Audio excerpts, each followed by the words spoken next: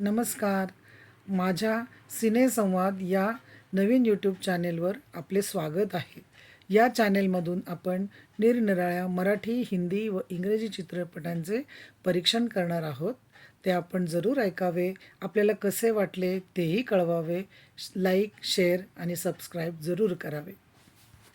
Ready or not आम्ही सर्व कुटुंबियांनी एकत्र पाहिल्यामुळे हा सिनेमा चांगलाच लक्षात राहिला.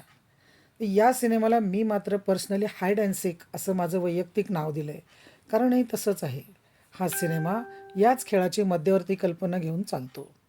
तर एका गर्भश्रीमंत प्रस्थापित उच्च घराण्यातील सर्वात शेवटच्या म्हणजे शेंडेफळाच्या ॲलेक्सच्या लग्नाचा समारंभ सुरू असतो. आलिशान लग्न समारंभानेच चित्रपट सुरू होतो. शाही पद्धतीने नववधूचं स्वागतही होतं. डोळ्यात नव्या संसाराची सोनेरी स्वप्न घेऊन नव्या मोहरलेल्या आयुष्यात ती अतिशय आनंदाने प्रवेश करते. घराण्यातील रिवाजाप्रमाणे सर्व कुटुंबीय एकत्र येतात, मद्यसेवन करतात आणि एक खेळ खेळतात. खेळ सोपा असतो.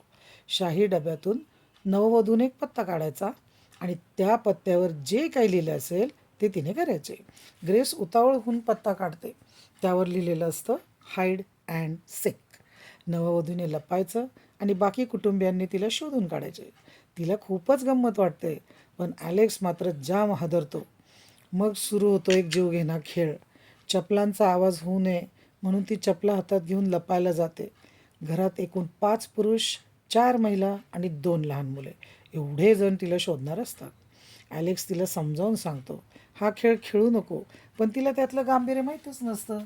नियमाप्रमाणे घरातले सर्व कॅमेरे, CCTV तसेच लाईटही बंद केले जातात. मग मात्र ती थोडी घाबरते. नवीन लग्न झालेला व पत्नीची ओढ वाटणारा तरुण ॲलेक्स तिला घेऊन एका पलंगाखाली लपतो. तिथे नवरीला शोधत त्याची बहीण येते. मागोमाग नातेवाईकही येतात. अंधारात नवरी समजून तिलाच म्हणजे ॲलेक्सच्या बहिणीलाच गोळी घातली जाते. ॲलेक्सने सांगितल्यामुळे नवरी चूप बसते, ओरडत नाही, पण त्यांचा संवाद ऐकून मात्र खूप भयभीत होते. स्वतःच्याच मुलीची चुकून झालेली हत्या आणि तिच्या प्रेताची विल्हेवाट लावण्यासाठीच्या त्यांच्या नानाविध कल्पना ऐकून नवरीचा थरकाप उडतो. ती नवऱ्याला याविषयी विचारते. त्यावर ॲलेक्स सांगतो की या खेळात नववधूने लपायचे. पहाट होईपर्यंत कुटुंबातील सदस्यांनी तिला शोधून ठार मारायचे. अन्यथा तशीच पहाट झाल्यास किंवा सूर्योदय झाल्यास घरातील सर्व सदस्य आपोआप मरतील. आता मात्र तिच्या पायाखालची वाळू सरकते. प्रचंड घाबरून ती पळू लागते. पळताना पायात अडखळणारी नववधूच्या पोशाखातील फ्रिल जी तिने मुद्दाम हौसेने शिवून घेतलेली असते, उद्विग्न होऊन टराटरा फाडून टाकते. दरम्यान ॲलेक्सने तिला CCTV चालू करून मदत केल्याने वडिलांबरोबर त्याचे भांडण होते. सगळे मिळून ते त्याला एका लाकडी पलंगाला बांधून ठेवतात आणि मग खेळातला विखार आणि क्रौर्य अजूनच कळसाला पोचते. मोठा दीर मात्र तिला एकदा वाचवतो. पळून जाण्याची संधी देतो. कशीबशी ती गोठ्यात येते. तिथे 10 वर्षाचा पुतण्या तिला गोळी घालतो. ती गोळी तिच्या पंजाला लागते. आपल्या अतिसुंदर अंगरख्याचा हात फाडून ती जखम बांधते. एवढ्याच सासरा तिला पाहतो. झटापटीत त्याच्या सासऱ्याच्या हातातील कंदील खाली पडतो. आग लागते. नवरी त्याचा फायदा उचलून नवरी निसटते, पण शेणखताच्या खड्ड्यात पडते. सर्व अंग, केस शेणाने माखतात. आजूबाजूला पडलेल्या सापळ्यांवरून यापूर्वीच्या सुनांचे नक्की काय झाले असेल याचा तिला अंदाज येतोच. तिथून ती कशीबशी सुटका करून घेते आणि अंगणात येते. तिथून सासरा तिला पकडून नेतो व एका मोठ्या लाकडी गोल फिरत्या फळीला बांधले जाते. सर्व कुटुंबीय कुंभातील जल पिऊन प्रार्थना करू लागतात. प्रार्थना संपताना सर्वांना उलट्या होऊ लागतात.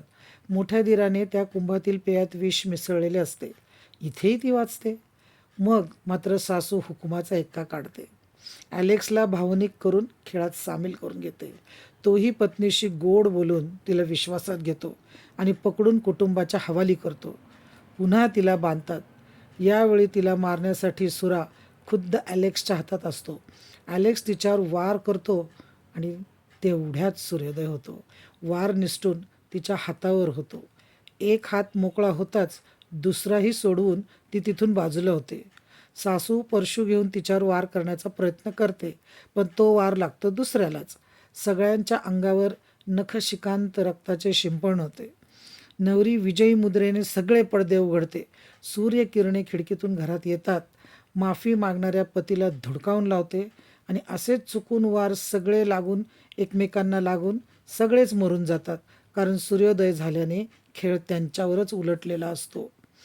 मग ती आता मोकळा श्वास घेते, बाहेर अंगणात येते, शेवटच्या पायरीवर बसून शांतपणे सिगारेट पेटवते. तिच्या मागे तो महाल धडधडून पेटलेला असतो, अगदी तिच्या गोड स्वप्नांसकट. पोलीस येतात. तिचे शेणाने आणि रक्ताने माखलेले कपडे आणि केस पाहून तिला विचारतात, हे काय आहे? तेव्हा एक निर्विकार आणि तुच्छ कटाक्ष टाकून ती म्हणते, सासर, इन लॉज.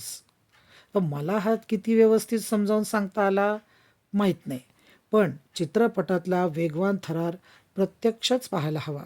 अभिनय, केशभूषा, वेशभूषा, नेपथ्य, संवाद, पार्श्वसंगीत खरंचच कौतुकास्पद. एक सुन्न करणारा सुंदर चित्रपट. खरं तर भारतात हा विषय नवा नाही. सासू आणि सुना किंवा सुनेचा छळ हे काही नवीन नाही.